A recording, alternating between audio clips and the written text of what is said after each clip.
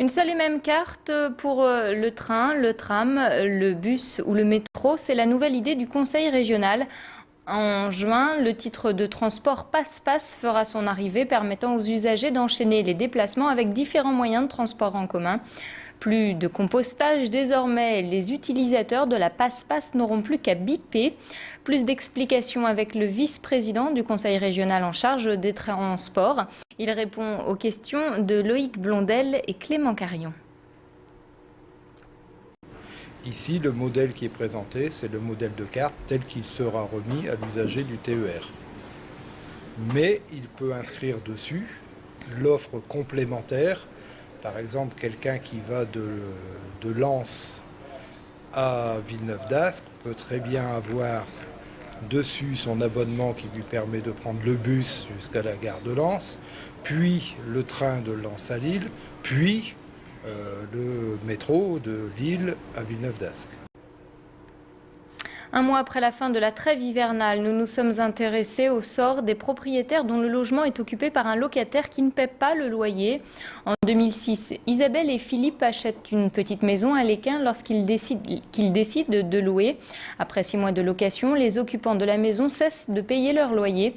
Depuis, tous les recours légaux ont été épuisés pour procéder à l'expulsion des locataires, mais après 3 ans, ils sont toujours dans la maison. Ils totalisent 17 000 € de loyer impayé.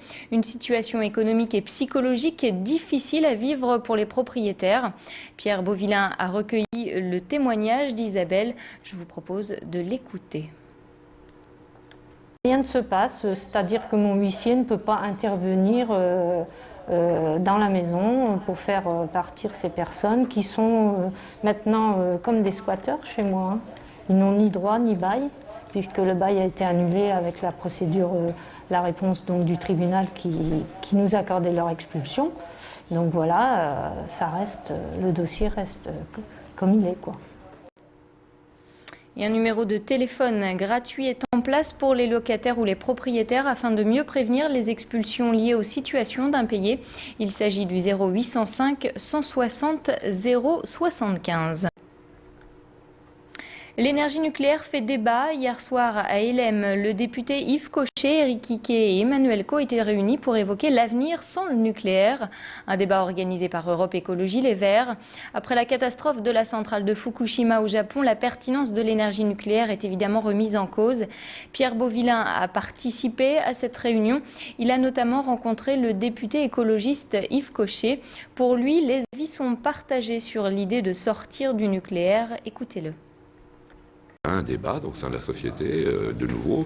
D'ailleurs, il y a un débat même qui est organisé par le gouvernement. Toutes les centrales vont bénéficier d'un audit, comme on dit, pour vérifier si elles sont bien sûres. Nous ne croyons pas, mais enfin, on y participera. Et puis, d'autre part, les citoyens eux-mêmes, les collectivités, et même le Parti socialiste. Maintenant, j'ai entendu Mme Martine Aubry, qui est d'ici, qui a dit, bah oui, on pourrait peut-être sortir du nucléaire. D'autres disent le contraire. Hein. J'ai vu M. Christian Bataille ce matin, qui est également de cette région, qui dit, bah non, il faut voir quand même comment on peut en rester parce que c'est une grande industrie. Donc ils sont un peu contradictoires, mais il y a un vrai débat.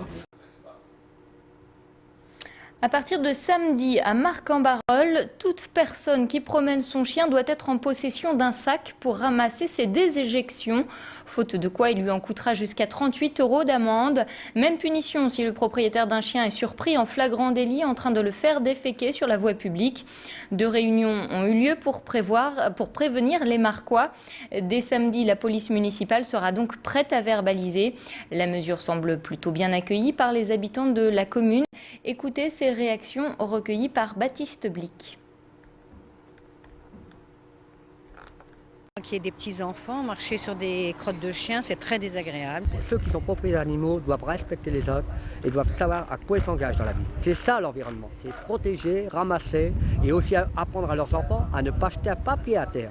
C'est ça l'environnement. On n'a pas à subir, nous piétons ou alors cyclistes, les crottes de chiens de 1. Et je pense que c'est l'affaire de tous pour garder une ville propre ici à Marc. Bon après, c'est vrai qu'il existe peut-être d'autres projets qui auraient pu aboutir un peu plus. C'est pas important de s'occuper que des crottes de chiens. Enfin, il y a beaucoup plus de choses importantes. Après avoir occupé une ancienne usine à Moulins, les artistes artistes de la Ferblanterie ont élu domicile à Lille Sud. Leur nouvel atelier se trouve désormais rue Abélard, dans un ancien hangar à voitures. Les 37 membres du collectif se partagent l'espace. Chaque artiste, vous le voyez, a sa propre cabane, décorée à son image. Un regroupement enrichissant, chacun puise dans le travail de l'autre pour ses propres créations. Et on termine ce flash avec les festivités du week-end. Le grand boulevard entre Lille, Roubaix et Tourcoing va être animé ce week-end. Pour fêter les 100 ans de cet axe, des animations sportives et musicales sont organisées. En point d'orgue, un grand concert gratuit samedi soir sur l'esplanade François Mitterrand. M. Pokora, Chaim ou Djenali seront de la partie. Plus d'explications sur cette fête avec Rudy et le geste. Il était l'invité hier soir d'Alexandrin Gossin. Pour développer un événement qui contribue finalement à l'identité métropolitaine, c'est très sympa de le faire sur l'axe le plus emblématique et finalement presque fondateur du Grand Boulevard, ce lien extraordinaire qui avait été pensé il y a un siècle pour relier Lille, Roubaix et Tourcoing. Donc on s'est dit c'est vraiment le terrain idéal pour faire de belles randonnées urbaines. Et une dernière info concernant cette nocturne du Grand Boulevard. L'axe sera évidemment fermé à la circulation samedi de 16h30 à minuit. Pour l'occasion, les fréquences des trams et des métros seront renforcées. Voilà, c'est la fin de ce flash. Merci de l'avoir suivi. Prochain rendez-vous avec l'actualité à 12h45. À suivre vos prévisions météo et l'infotrafic, toujours en direct sur Grand Lille TV.